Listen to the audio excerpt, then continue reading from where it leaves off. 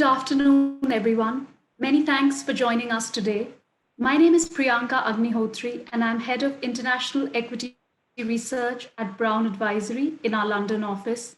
I'm joined today by John Canning, who is an Equity Research Analyst in the tech sector and a partner at Brown Advisory. I'm also joined by Lauren Cahalan, who is an investigative analyst within the research team. Information technology has been the best performing sector within the S&P 500 index and has also significantly outperformed the MSCI World Index in the last few years. This appears in part to be driven by the ongoing digitalization of the global economy, a trend that has only accelerated since the breakout of the COVID-19 pandemic last year. Today, we are going to talk about some key themes in the technology sector, including current valuations, regulation, and how we view risks and opportunities in the sector. We will focus on software and internet companies, as that is where John spends most of his time and where Lauren has focused within the tech sector in the last few years. The discussion will last around 30 to 40 minutes, at which point we'll turn to audience Q&A, and you will have the chance to ask us questions via the Q&A functionality, which you should see at the bottom of your screens. We want this to be as interactive as possible, so please submit your questions throughout the conversation, and we'll aim to have them answered after our panel discussion. So I'm going to start with a question for you, John, which I'm sure is on everyone's minds. Do you think there is a bubble in technology stocks? Thanks, Priyanka, and thanks everyone for joining us today. You know, I actually don't think it's that simple. I think there are pockets of extreme valuation, and I think that there are areas that are almost certainly not in a bubble. So maybe I'll unpack that a little bit. You know, I think it's really important to provide the market context, and you alluded to the S&P 500 technology sector, and I would argue that's not an area of the market that's in a bubble. The biggest weights of that index and of the technology sector within the S&P, which include Google, Facebook, Microsoft, and others, they have cash flow multiples and growth profiles that we can make sense of. And if you just to compare it to 2000, today the S&P technology subsector has about an enterprise value to sales of 6 times and a price to earnings of 27 times. The S&P peaked in 2001 at 70 times price to earnings and 12 times enterprise value to sales. So I think that's a pretty big difference, particularly amongst these largest companies that are making up the majority of the S&P. You know, and in most cases, these are better business models. They have better margins, they have better cash flows, they have better growth today, kind of prospects from a durability perspective. And many are subscription businesses. So the visibility to the cash flow and that growth that I just alluded to is a little more certain in our mind, as opposed to many of the technology companies that were, really one-time licensed businesses or hardware businesses. Now, on the other hand, we do see pockets of incredible valuations, particularly in the highest growing software companies. At year end, a bucket of software as a service companies that are growing revenue faster than 30% had an enterprise value to sales multiple of 27 times on average. And enterprise software companies that are a SaaS model growing 20 to 30% in revenue traded at 18 times sales. Those valuations have essentially tripled from January 2019. Now, there's reasons for expanded valuation, as you alluded to, Priyanka. You know, certainly digitization has been pulled forward due to COVID. And there may have been structural changes to the growth opportunities for many of these companies. But I want to put into context what those valuations really mean and why we think that this may be a pocket of the market that is really extreme. Many of these companies today have $500 million to $1.5 billion in revenue, little cash flow, and haven't really proven out their ability to scale to multi-billion-dollar revenue companies.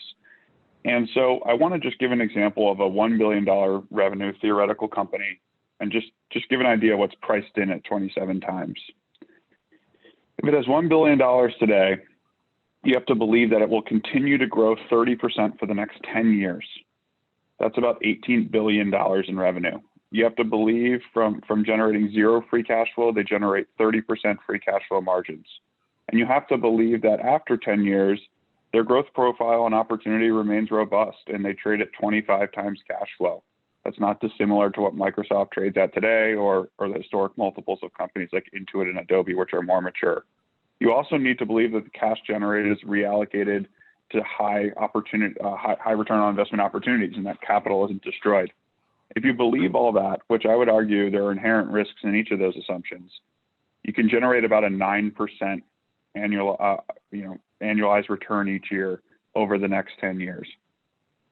To me, when we look at risk-adjusted returns, 9%, given the inherent risks in all those assumptions, just is not enough to justify us investing in many areas. There's risks to the revenue CAGR as companies look to scale their go-to-market. They have to continue to innovate and add products in order to go from 1 billion to 18 billion, even in some of the most dynamic and growing markets.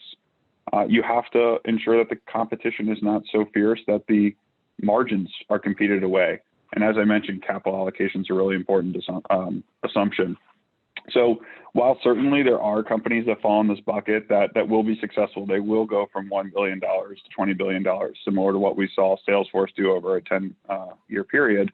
I think it's fair to assume that many of them will not. And so we have to be extremely selective, particularly when the average company here, again, is trading at these levels. So why is that not being reflected in the S&P? It's because most of these companies are not in that index. And so when you think about the overall market context, it's a little bit different than the pocket I just described. You're not seeing, the last thing I'd really add is you're not seeing many of these investments in our portfolio. We've tried to reduce areas where we see these risks to justify these valuations. And so for the most part, you're seeing companies that have much higher cash flows, have proven their go-to-market scale and the margins that require. So you're really focused more on the competitive position and the revenue opportunity. The other area of excess that I just quickly highlight is around the SPAC and IPO phenomenon. The volume of private company interactions we're having is up significantly. The number of $100 million revenue software companies growing 50% that are not generally aware to the market is extremely high. And so that's another indicator to us that there may be some froth in this high growth software bucket. And I'm happy to talk more about that later in the conversation if that's interesting. So how do you think about splitting up the tech universe into various subsegments? And I think you alluded to it a little bit, but what are the sort of business models that you find the most attractive? Yeah, so I think on the technology team at Brown Advisory, as you alluded to in my introduction, we've kind of split it up between software and internet and hardware. And so my focus has primarily been on the software and internet space. And it's really important to note that we focus on bottoms-up analysis. So that really means understanding the durable competitive advantages at the company level that we think we can underwrite for a decade, so that we can get comfortable, particularly as valuations have creeped higher generally, not just in the extreme level that I just described, with the cash flow profile of the company, and we can use our time horizon to our advantage. So when we do this bottom-up analysis, while this is not a perfect fit, and we do not invest just in these areas, there have been two key areas where we've found a lot of opportunities.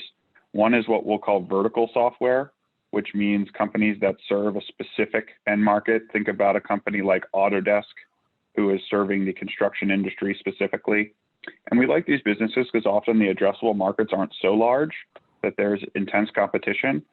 And these companies often have 30 years plus of IP that makes the competitive moat pretty strong. It often results in higher gross margins, more efficient go-to-market, and higher cash flows. And so particularly in an environment like I described above, those cash flows are something that we find very attractive. We're focused on platform-oriented companies. We think that data will continue to be an advantage. And so the companies that have scale today that can aggregate that data and layer in predictive analytics with machine learning will continue to widen their competitive advantage from a product perspective. And we focus on unit economics. So just because a company doesn't generate cash flow today doesn't mean we won't invest in it today. And so we spend a lot of time thinking about how efficient is their go-to-market motion. We spend a lot of time looking at churn. So how much of their business are they holding on to on a year-over-year basis, particularly in the subscription models. And we spend a lot of time on a metric called net retention, which essentially is a monitor of how much an existing book of business grows year over year. Obviously, that leads to that metric will be higher with an efficient go-to-market and in a lower churn level. So those are a couple things, particularly in the software space, that allow us to get comfort in the ability to generate free cash flow long term, and hopefully then get requisite risk-adjusted returns as investors. I'm going to turn to Lauren for a little bit. Lauren, I know you've spent a lot of time in the last couple of years digging into some of the regulatory issues within the tech sector. So can you talk about some of the most important issues here? Absolutely. Thank you, Priyanka, and thank you everyone for joining. So when we talk about tech regulation, this is a project that we've been working on with the tech team for about 2 years now, and trying to understand, when we talk about tech regulation, what are we actually talking about? So there's a number of ways to kind of slice and dice this discussion, and we kind of group them into 4 areas of context that are really important. So the first is, what are the actual issues that we're discussing? We've bucketed this into 3 different areas. So you have antitrust, data privacy, and content moderation. Now, all of these issue areas are discussed in the media and they all kind of overlap, but we separate them distinctly because each one of them has their own kind of set of laws that is how these issue areas are enforced. So you have antitrust law, data privacy, and content moderation law. The second area that we have to be aware of is, who are we actually talking about when we talk about this tech flash, so to speak? What are the actual companies that are in the spotlight? So we've seen that the main 4 companies that have been in the spotlight have been Google, Facebook, Apple, and Amazon. Kind of why is that? It's a little bit ubiquitous because back in 2019, the US government basically said, we're going to take complaints, antitrust complaints for these 4 companies. And so it kind of shed the spotlight on these companies and moved forward.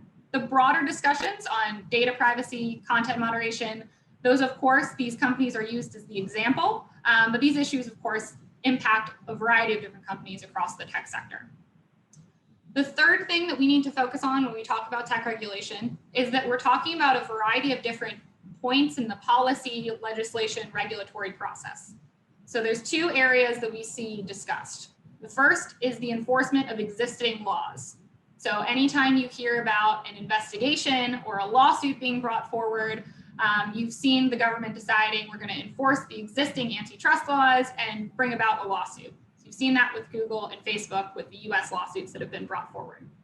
What you're also seeing concurrently occurring in both the EU and the US is that we're having this broader societal discussion of, do we need new rules? Do we need to look at the rules that we have? Do we need to update them for the times that we're living in? And this general understanding that technology plays a much larger role in society than it did 20, 30 years ago.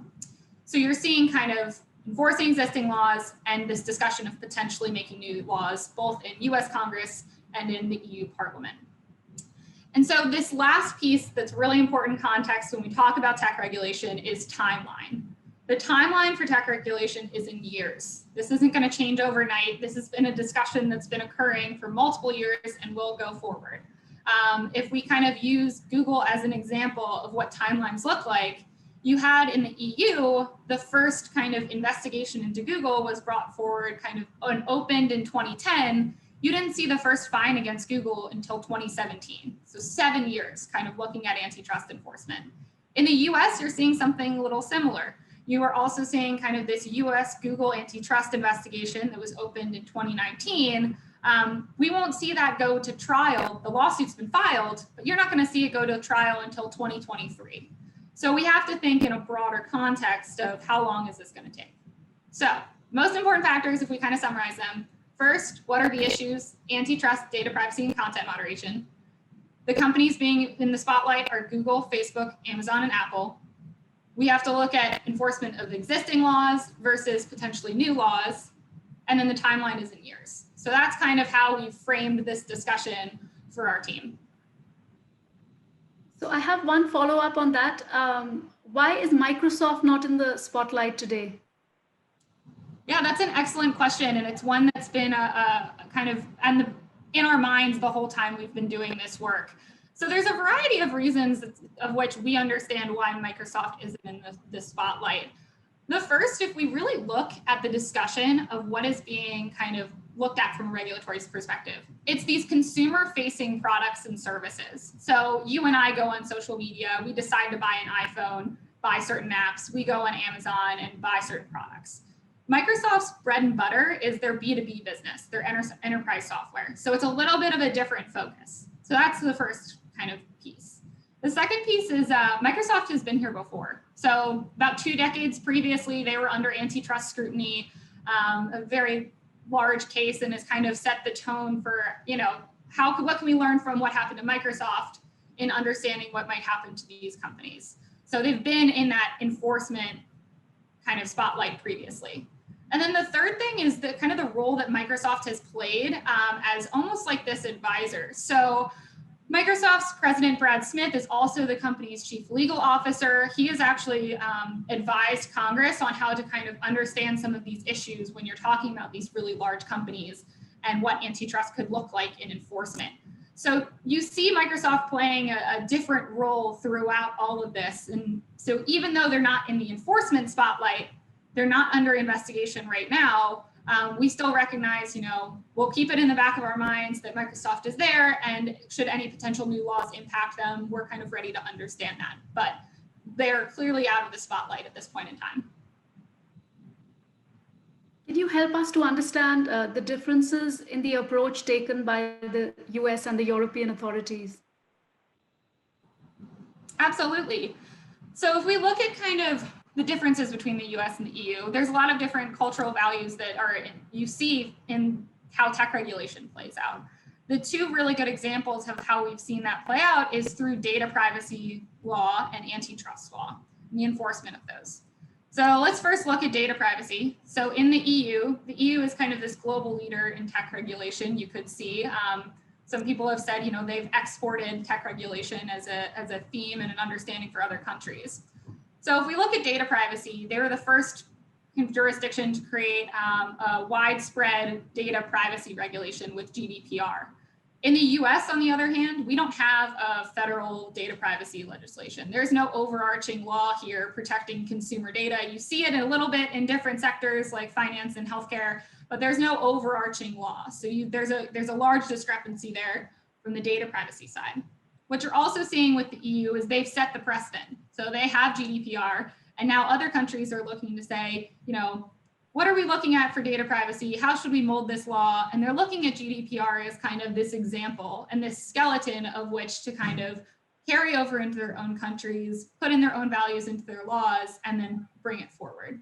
So GDPR is the benchmark that the US will then kind of, if there's a federal privacy law, which we might see, that's kind of the benchmark. The second piece is with antitrust, where you see a really large difference in how antitrust law is enforced. So let's level set on what kind of antitrust law looks like. Being big is not bad. It's when you are big and you use that bigness to anti-competitively stay big, that is when it is considered bad. Well, we have to kind of have this definition of what is anti-competitive behavior when you are considered a large monopoly, if that's the definition. That is the difference between the EU and the US, is defining what is anti-competitive. So both the EU and the US decide that we're going to measure anti-competitive behavior through consumer harm. Consumer harm is you and I have to pay higher prices, we see a decrease in quality in product, or we see a decrease in innovation. So both the EU and the US evaluate and say consumer harm, those are ways to measure it. The EU also includes in their definition of anti-competitive behavior, have any competitors been harmed in this process? Is there a small business? Is there an EU native business that has been harmed by some of Google's practices? Is that something that we need to look at? And so when you include that competitor harm with the consumer harm, it actually lowers the burden of proof. It's a little easier to prove if a competitor has been harmed, right? Where in the US, we see, if you're a competitor and you didn't win, you didn't win. And so it comes back to, if it's really bad in the US, it'll flow through to consumer harm. So there's those differences and nuances and kind of the burden of proof, how easy it is to enforce things. The last thing I'll mention on this is that in the EU, The European Commission has direct fining power. So if they do an investigation, they find an answer, they can fine Google right then and there. And you've seen that with the 3 antitrust cases brought against Google in the EU. In the US, the federal government does not have direct fining power. So in antitrust law, so let's say that with these lawsuits that have come about, the Federal Trade Commission and the Department of Justice both do antitrust law. They investigate a company. They actually have to file a lawsuit and then win that lawsuit in order to bring about any potential antitrust changes, breaking up a company, changes in behavior, or a fine. So there's a discrepancy there kind of in the mechanisms of enforcement as well. Is there any change in your thinking with the new administration in the US? Yeah, that's a great question. And we'll kind of go back, this is a project we've been working on for 2 years, mainly because the US government has been working on it for 2 years plus with people kind of discussing this. And you saw it pick up speed in the past year as some of these investigations wrapped up and they were filed as lawsuits. So essentially the ball is already rolling. There's 2 ways to look at this. So you have to look at the executive branch with Biden becoming president, as well as the congressional election that happened as well. There's a different makeup in Congress. So if we start with Biden, what he can do is essentially the ball is rolling. We'll look at who he appoints to certain federal agencies, so the Federal Trade Commission and the Department of Justice. But essentially the ball's rolling, things are going to continue. If we look at Congress, so you have a change in Congress between the last US election, right? You had a Democrat majority in the House previously and a Republican majority in the Senate. So there was a little bit of of course, you have to pass through both houses of Congress, right? Now you're seeing that the Democrats have a majority in both the House and the Senate. The point is, in the Senate, it's a 50-50 split between Republicans and Democrats, and so the vice president has to break any ties. So that doesn't mean that everything's just going to flow through Congress if all the Democrats agree and we're going to move forward with legislation. There's still a lot of bipartisan support that has to happen in order to potentially pass any legislation for those new laws that we were talking about, right? So what we're watching as far as anything changing is we look back to the House Antitrust Subcommittee investigation report. It was a 500-page report that was put out by the Democrat-led committee. David Cicilline led the report. And so he outlines from that investigation, looking at digital markets for each of these companies, what are potential changes that could be put in place? With his report also came out another report from Ken Buck, who's a Republican in that committee, that described, where they agree and where they disagree. And so we have this roadmap that we can kind of understand what's on the table moving forward into the next year and multiple years after that. As we've mentioned, this discussion is going to take a while. So if we have to summarize, what's going to happen with the change in kind of our government makeup in the past few months, the ball has been rolling and we're going to continue to see things kind of follow a path that they've been on. John, how do you think investors should be thinking about some of these risks that we just talked about? Yeah, so, I think the important thing is that this has been in the news for a while and none of this is new, and the ball has been rolling for quite a bit of time, as Lauren alluded to. And for the most part, equity markets are pretty good at figuring these things out. So I would argue if you just look at a multiple perspective, and I started the conversation talking about the S&P 500 and how some of these assets are reasonably valued. I think that some risk associated with some of these future regulatory changes has been priced in. I think where we have been spending a lot of time is under the current framework in the United States and the EU, as Lauren alluded to, and understanding, do we think there are structural changes that are likely to happen under the current frameworks? And as I think through the companies, we spent a lot of time on some of the parts types analyses and looking at these antitrust issues. And frankly, I'll just talk about a couple of them specifically, but we don't see a ton of risk to the equity prices. On Facebook, from a financial perspective, the biggest issue would be if they were forced to spin out Instagram. And that acquisition, which was originally approved by the FTC, was reversed. We see good value on some of the parts perspective between core Facebook, which is still growing users and revenue nicely, and Instagram. But we also think that because of the innovation and the success Instagram has had under the umbrella of Facebook, it's the burden of proof, which lies with the government, as Lauren alluded to, is very high as far as proving that this was an anti-competitive action by Facebook. They've generated a lot of positive outcomes for the customers of Instagram. The other major one that we've talked a lot about is Google. And I think in the press, you read a ton about the advertising technology business. And we do think there are some potential issues there.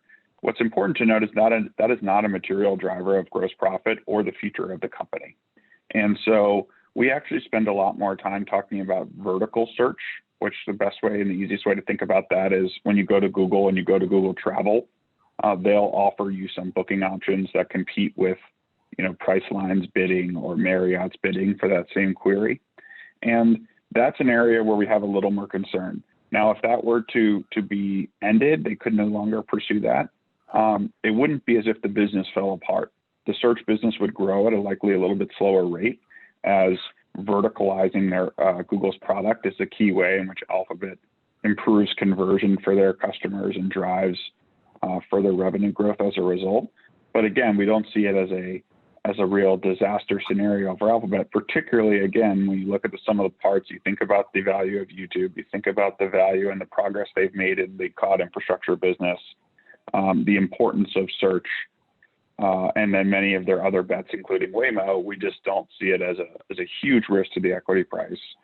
We also don't see, many of the actions for all the companies to be extremely likely in the current U.S. framework. The last thing I would add is there's a reason why Microsoft is a bigger position than these companies across all of our portfolios, and a lot of it has to do with the growth profile and the opportunity and the financial discipline at Microsoft, but there is also not a significant regulatory risk. And so, we have a regulatory thesis that we monitor and have a kind of a probabilistic view on some of these issues. And, interestingly, Microsoft doesn't really have a regulatory thesis because they're so out of the spotlight, as you all spoke about. So, that is something when we, again, think about risk-adjusted returns that we do incorporate is the regulatory likelihood and the impactfulness of those outcomes. Lauren, I'll come back to you with a question. When you look in your work that you've done on regulation, is there a sort of disconnect between the work that you've done and the narrative that we hear in the market around regulation?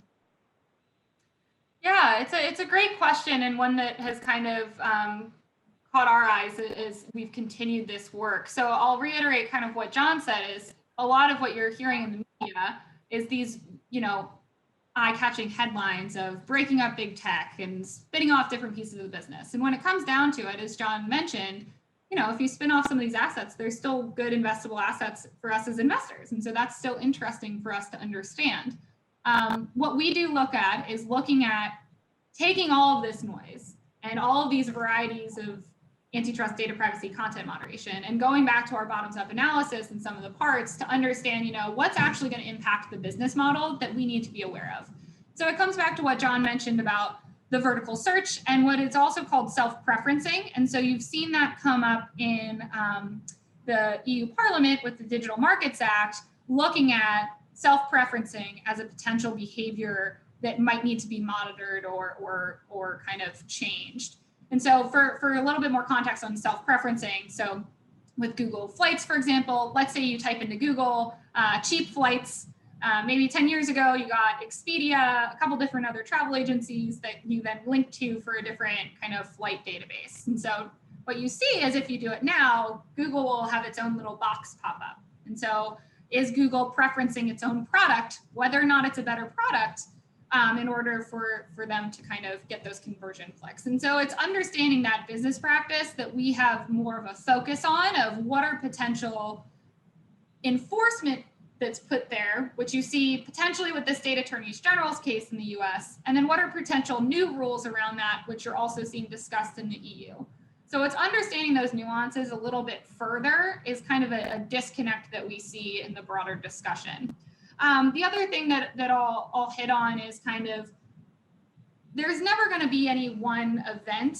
That there's a lot of mini events that are happening, right? And so we are trying to understand what's the culmination of a lot of different pressure points together that we need to understand moving forward. And that's a piece that we're able to do with our work and our team that you might not see every day in the headlines. And so that's kind of a disconnect we see as being additionally valuable. Last thing is that timeline. We're going to keep coming back to that because that's really important context, is just understanding that this is going to take a long time and putting that into kind of our assumptions. So there's a variety of different pieces here that we're able to see disconnect, that we're able to really work as a team to understand. Can you also talk about your thinking on the role of regulation in social media? Absolutely. So this is a really important topic and one that's occurring globally. So it really comes back to what role does technology play in society today? And one that we all see is kind of this role of social media. So we've all seen it with the potential for misinformation around COVID. We would be remiss if we didn't mention kind of the role of social media before, during, and after the events at the US Capitol. And it's a really complicated conversation, right? We're trying to figure out what role do social media platforms play in our everyday lives.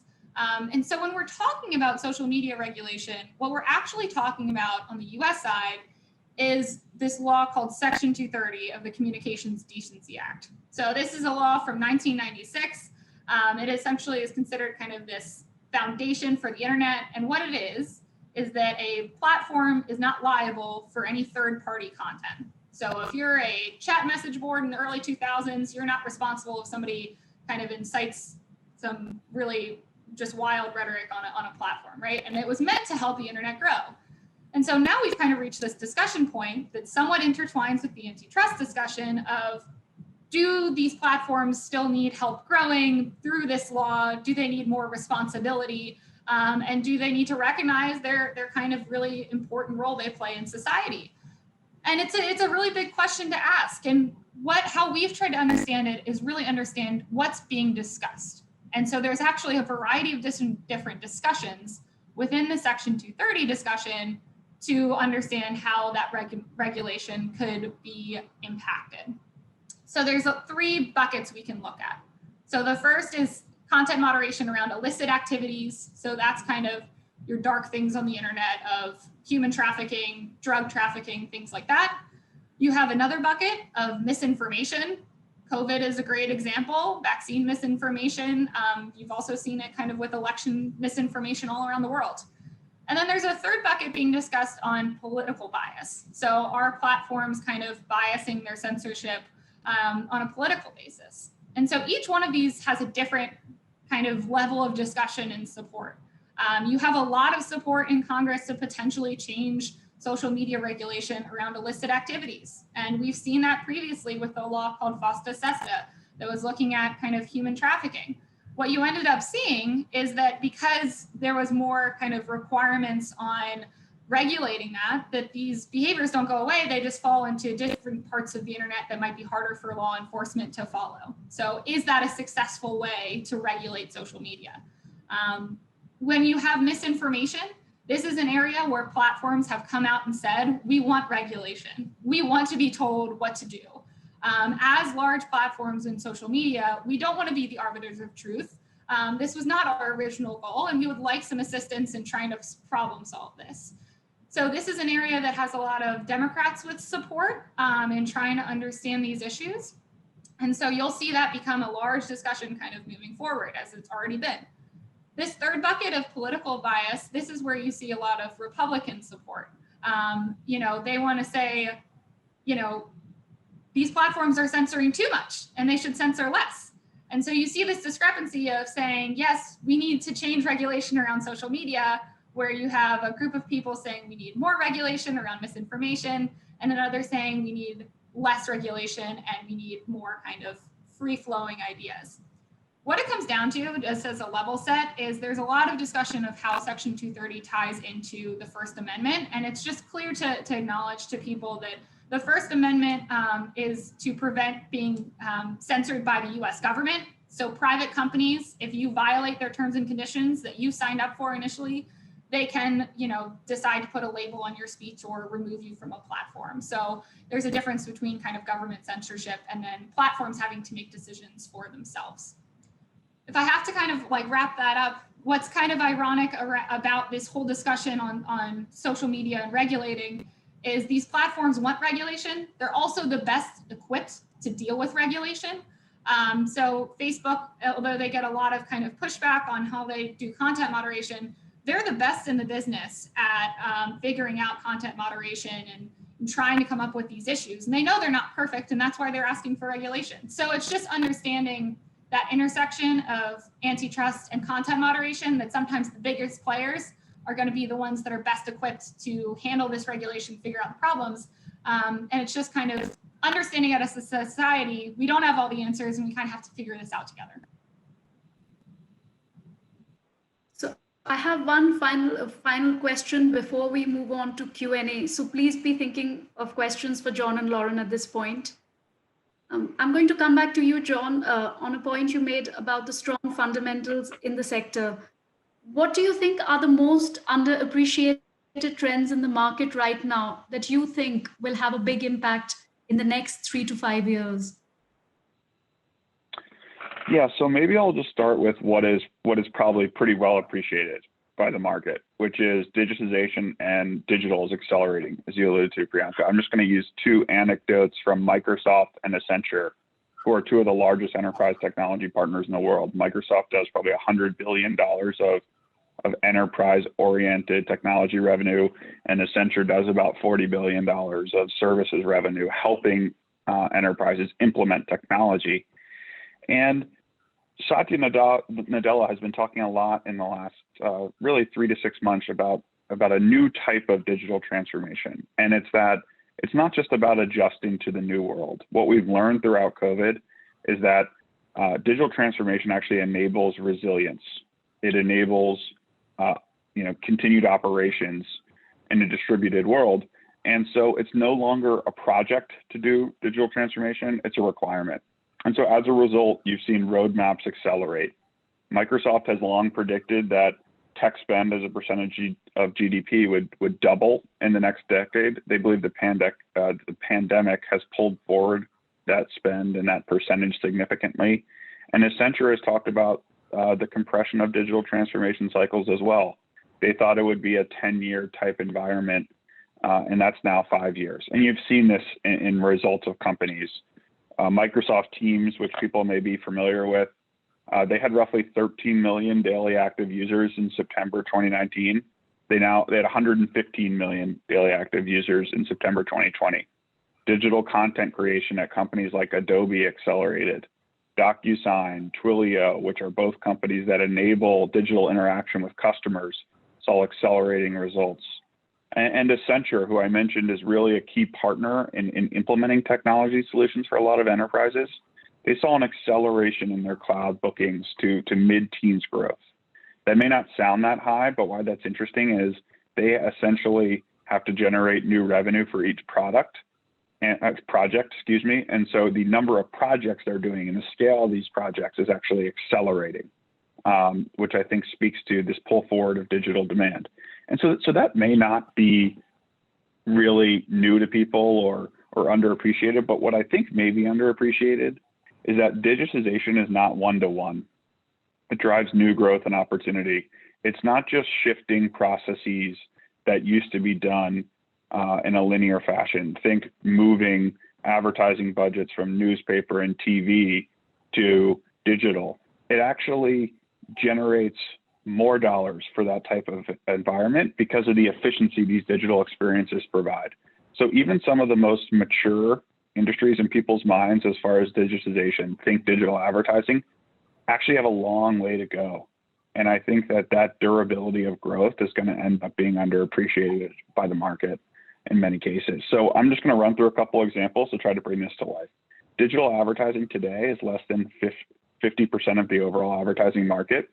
But what's happened is the efficiency that people have gained from targeting and query-based advertising on Google has led to more advertisers, meaning SMBs who couldn't, small and medium businesses who couldn't afford to advertise on a more mass scale, to enter the market. It's also shifted trade promotion dollars and marketing services dollars. Think mailers to your home or placement in the supermarket, which often have been bigger than advertising budgets, into advertising budgets. And so it's this opening up of budgets is actually going to lead to durable double-digit digital advertising growth, even as GDP might be low single digits. And you know, that seems surprising given how long digital advertising has been around. I think cloud is another really great example. We've been reading about Amazon Web Services and Microsoft Azure for a long period of time. The market today is probably $70 billion, but infrastructure is less than 20% in the cloud.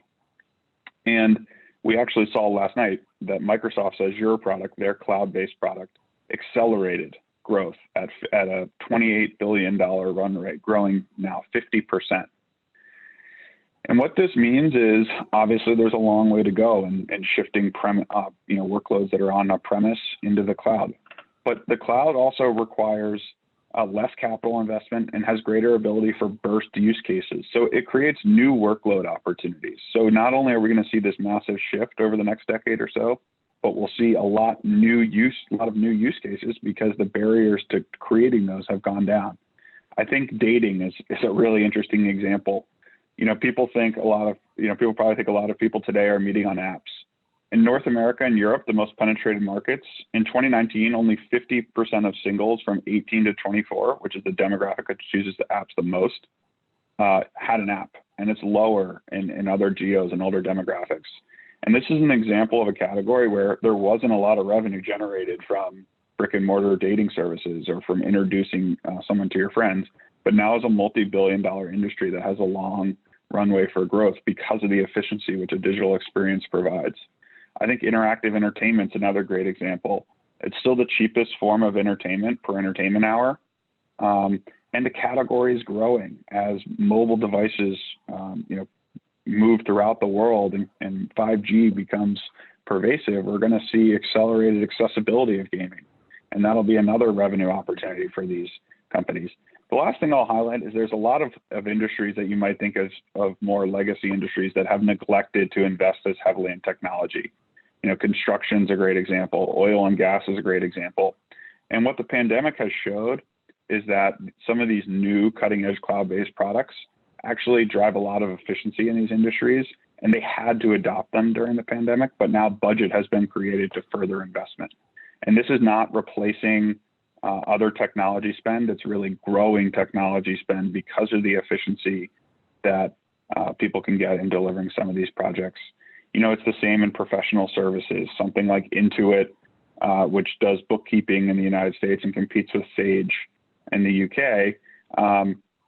There's still 40% of small businesses that use pen and paper to do their bookkeeping, but they've launched a live product which enables small businesses to interact with accountants, wherever globally.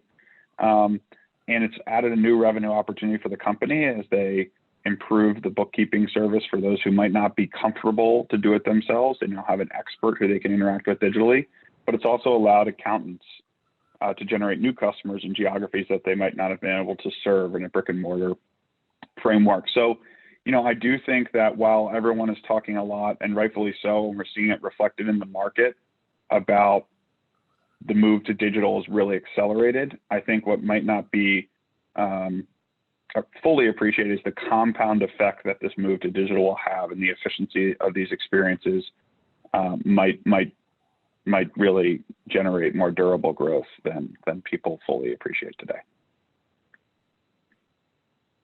Thank you.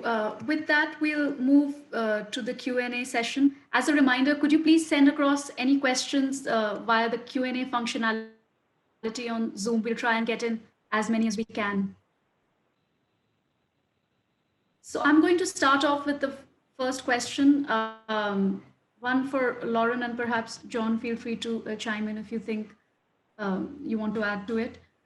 With all the regulatory issues within the sector, do you think that the acquisition of startups by big tech might slow down? It's an excellent question. So we kind of have to piece it back a little bit. So looking at this framework, we understand of the enforcement of existing laws versus the potentially writing of new laws.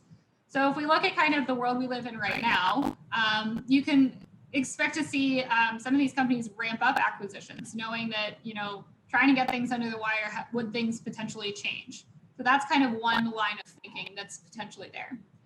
What changes is when we think about the things that are on the table for potentially new rules. So you're seeing kind of this discussion of these big techs being defined as this different category.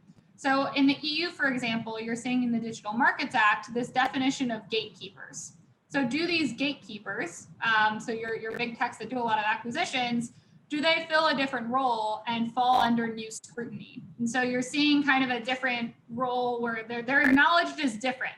And then in the US, what you're seeing is in Congress, there's this discussion of, do we need to decide that if you're of a certain size, or if you're one of these companies, that the initial assumption is if you are acquiring someone, that we're going to assume it's anti-competitive until proven otherwise. So that's not a current way of thinking, but that's something that people are thinking about as a potential change in thinking. So given your current framework, you could see more acquisitions trying to get things in before things change. But in that long run, right, our year's timeline, could there be potential changes in rules to understand that any acquisition by these companies has to be looked at a little bit differently? So there's a little bit of difference between the current and kind of this future expectations that's to be determined. The only thing I would add is it depends a little bit on your definition of big tech. As we've spoken about in this discussion, much of the pressure is on the consumer-facing technology companies. But if you consider, Adobe, SAP, Microsoft, and others, Salesforce.com to be big tech, certainly the regulatory pressure doesn't feel as heavy today. And we've seen a lot of those companies execute very materially sized acquisitions in the last 12 months, including SAP with a multi-billion-dollar acquisition this morning, or yesterday. So I think it really depends a little bit about how we're thinking about big tech. I have a question on stock buybacks, and it's mainly around whether, do you think that big tech is engaging in a lot of stock buybacks, and in the end, is that leading to underinvesting in R&D and innovation, which might eventually impact the prospects for those businesses? Yeah, I think that they are not underinvesting. And I would say that for a couple of reasons. One, it's the scale of these R&D budgets is extremely significant. And in most cases, it's still double-digit growth. So I don't have Microsoft's R&D budget off the top of my head, but let's say it's $20 billion growing double digits. That's a significant increase in R&D dollars that is enabling them to support a broad range of their product portfolio. And it's very true with Google and Facebook as well. These are models where they have continued to grow engineering resources in the 20% range for the most part. And with Google, I think one of the major criticisms of the company has been they haven't actually flowed through as much of the profits into free cash flow because they have invested in other projects and other opportunities. So, I think the problem that some of these companies have is they cannot engage in mega acquisitions in a lot of cases. They're generating significant free cash flow, to the tune of, 3%, 4% of the market cap, which is $30, $40, $50 billion a year. And there's just not that many places for that capital to go. And what they've decided to do is start to return it to shareholders as the cash balances on the balance sheet have gotten, in some cases well above $50 billion US dollars. So I don't think it's a function of R&D, stringency as much as it is. They've realized that at some point having that much cash on the balance sheet is not aiding their equity value or their optionality, and so they've decided to start to return it, and more aggressively, particularly in the case of Google over the last 18 months or so.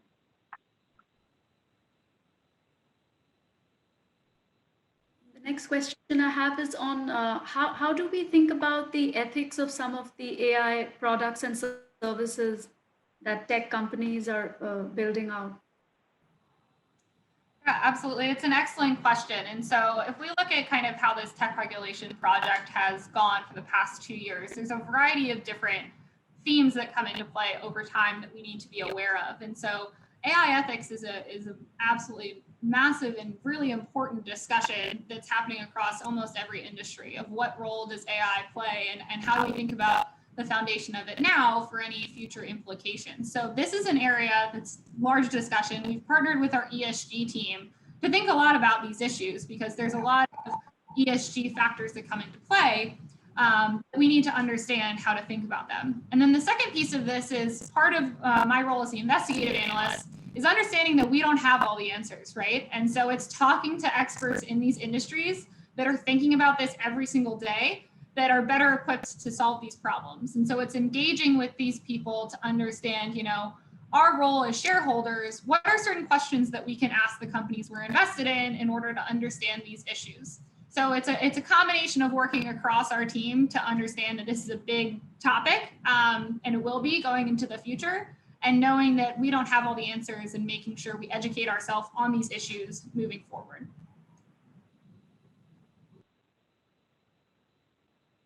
The next question I have is for you, John. So Tesla has increased in price tenfold since the start of 2020. Does the long-term focus equate to missed opportunities in the short term? Yeah, sure. So I'm not going to speak to Tesla specifically because I don't cover it, but maybe I'll just talk more broadly about our investment approach and how that may be reflected in short-term versus long-term opportunities. So I think what we really try to do is start at the company level, look at the valuation framework that we are comfortable with. As I mentioned, that really sits around how durable do we think the competitive moat is? How long do we think the growth rate can continue? It includes what do we think the long-term margin structure of a business might be? It includes capital allocation. And, I think we come up with what we're willing to pay for given assets. We're never going to get everything right. We're never going to own every company that goes up tenfold. But I think that over the long term, the focus on those quantifiable characteristics that we think drive risk-adjusted returns is what's going to allow us to continue to deliver returns that are above and beyond relative indices. There's going to be short-term periods where certain stocks perform exceptionally well for a multitude of reasons. I'm sure everyone has read in the news about GameStop and AMC in the last couple of days.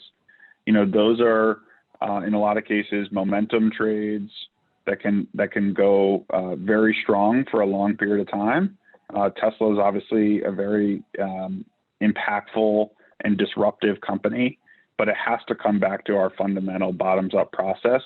Even if we think there's a larger addressable market and we think there's a lot of momentum behind the stock, that doesn't mean that we're going to participate. We're only going to participate in equities and make investments when we feel comfortable about the fundamentals and the price we're paying to drive those outsized risk-adjusted returns. And, we'll see what happens with Tesla. Certainly being up tenfold likely means that regardless of what happens over the next 5 years, that we miss that one.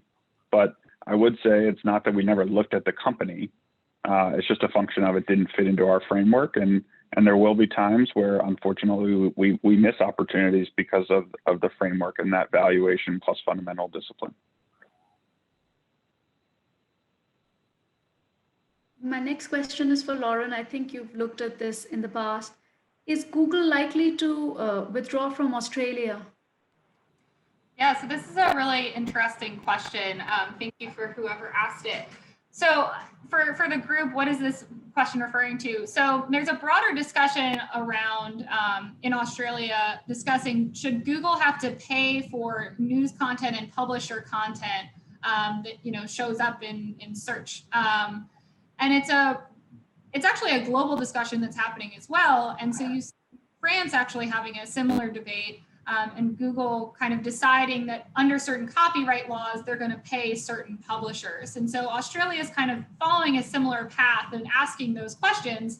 And Google has said, we're not going to do it and has threatened to withdraw. And so I won't speak to the likelihood on what that will happen. I'll admit I don't have enough information there and we'll have to see how things play out.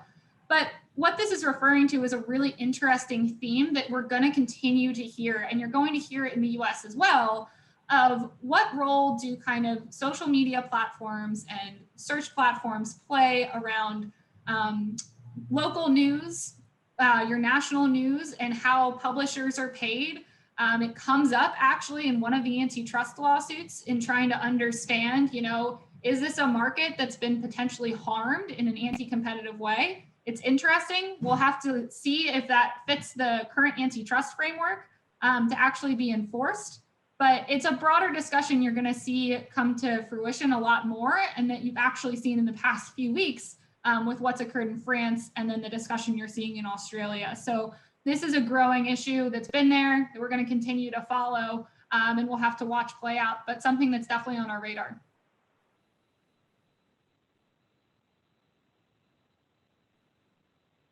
As more value accrues to private market investors, how has that changed your focus, John? And how are you thinking about participating in IPOs? Yeah, so I don't think it's changed the focus very much. I would say the major significant change is that when we think about our mutual fund family and where we're participating in these potential deals, it's that they're more mid-cap oriented companies that are more mature as opposed to, what used to be smaller cap companies. So companies are staying private longer, certainly. And so in a lot of cases, they're more mature. And as a result, they're often finding a home in our mid-cap portfolio as opposed to our small-cap portfolio. I think from a due diligence perspective, in some ways that allows us to get to know these private companies a lot better. I mentioned that I've been spending a lot more time meeting private companies. That's helping us build relationship with management teams. It's helping us improve our allocations on the IPOs, which we want to pursue and participate in, which is really important given, particularly in this environment where the price action on day one has been really enormous. And so I think it changes the opportunity set a little bit for our different products, but as far as a platform and how we think about it as investors, we've put a lot of emphasis in getting to know these companies and put a lot of emphasis on remaining selective. And so in instances where we've been able to build a relationship with the company while they're private, we've had really good success in increasing our yields on the deal. And a lot of times those become multi-year holdings for different products. The last thing I would just note is the volume right now of companies coming public, including through SPACs, which the amount of money raised is significant and yet to be deployed, is really high. And it makes us a little concerned about the quality of the companies. And again, the quality of the average company. Obviously, there are great companies that are also coming public, but we are, as a result, increasingly, as I've mentioned, leaning on meeting these companies when they're private so that we can be really comfortable about the quality of the team, the quality of the product, and do that due diligence prior to what is, a pretty short marketing environment generally with the IPO for, about a week to 10 days to make an investment decision. So I have time for one last question, and I don't know, John and Lauren, if you both want to address this, or one of you, but the question is on how can US companies compete with China given our privacy rules? Yeah, so I can start. Go ahead. Okay. So I think it's really important to think about what market a lot of the Chinese companies are serving. And so, I think we need to just keep in mind, where are we talking about competing? Are we talking about competing in the US? Are we talking about competing in Europe? Are we talking about competing in Africa and Southeast Asia? And so that's one really important note I would make. The second would be, privacy for the most part is a major issue in the consumer tech platforms, as Lauren alluded to. And so when we think about the IP required in the semiconductor industry, or the IP that's often built in a lot of the software as a service companies, it's not a privacy issue. It's really more of an IP and a distribution issue. And so I'm not as worried about the different privacy implications as it relates to traditional enterprise software and hardware. I think on the consumer technology side, it becomes a user preference question. I think in many cases, as Lauren's alluded to, the consumers of the products are dictating how the privacy rules and how the companies must act. I mean, I think about everything that's gone on with GDPR. That's not a function of Google and Facebook saying they want to be more privacy centric. And so it's a question of whether consumers are going to be willing to adopt some of these maybe more relaxed privacy issues as it relates to, more consumer oriented internet companies, within China. Now, as it relates to the Chinese domestic market, I think that's a very difficult uphill climb for most software and internet companies from the West to compete. And so you'll see a very robust and healthy ecosystem there for domestic Chinese companies serving their domestic constituents. But, as we think about expanding beyond that, these days and others, I think a lot of it will come down to consumer preference. And the hardware piece is a little bit more nuanced, so I'm not going to get into it. But the supply chain and the strength of many of the component suppliers in the U.S. Puts the Chinese hardware industry, in a difficult position to try to close the gap, particularly when there may be tariffs and other restrictions around selling these tool companies to the Chinese semiconductors to allow them to compete, which is another thing that everyone, I think, should think about as they think about those companies expanding their international operations. With that, we will conclude our discussion. Thank you to John and Lauren and to everyone for being part of this conversation.